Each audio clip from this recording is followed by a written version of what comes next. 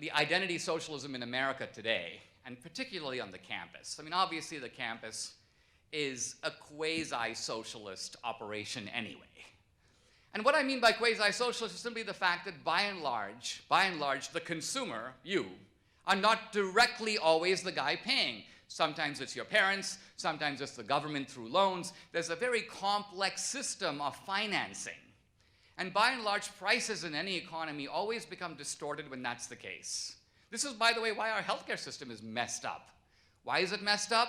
Because the guy who gets the service is not the guy who's paying. That messes anything up.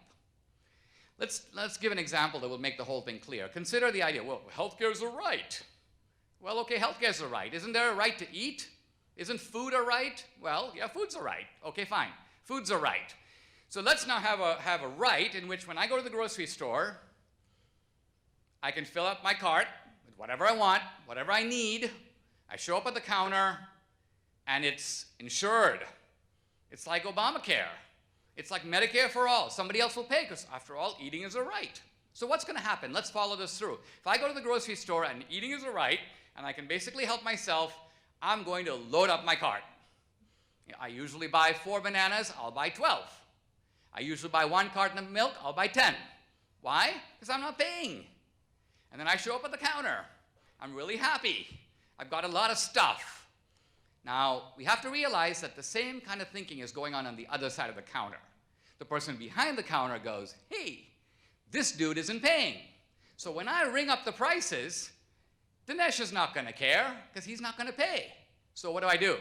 The price of milk, which was $2.25, now becomes $25.